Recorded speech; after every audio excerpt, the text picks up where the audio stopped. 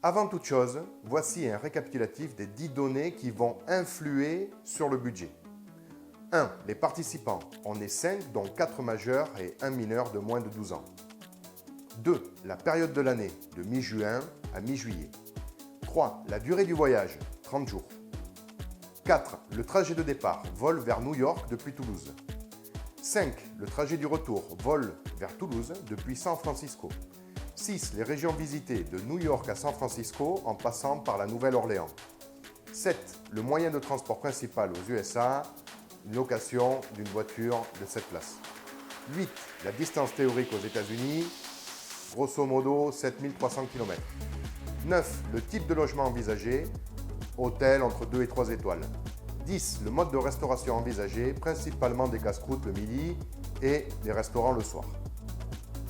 Une recherche rapide sur des comparateurs en ligne permet d'évaluer chaque vol aller-retour autour des 800 € pour un adulte et 700 € pour un enfant.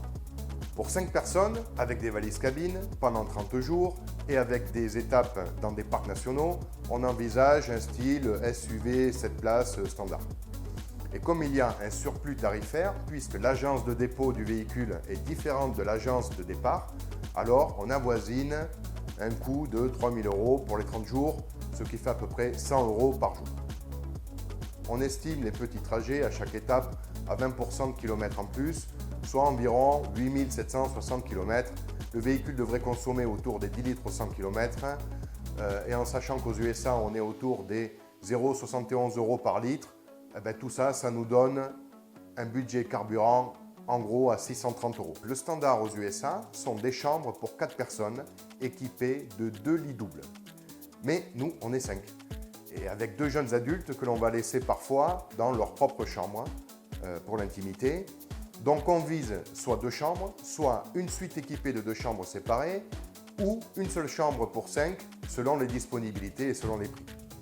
Forcément, avec un parking et aussi avec petit déjeuner autant que possible.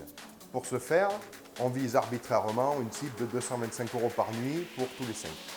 On vise en gros 20 € par personne et par jour. Institution aux USA, et pas du tout familier pour nous les Français, elles correspondent habituellement à 20% de la note finale et seulement s'il existe un service à table. Sans aucune certitude, on compte en moyenne 50 € par jour et par personne, mais seulement un jour sur 2, puisque généralement aux États-Unis, il y a plein de choses à voir gratuitement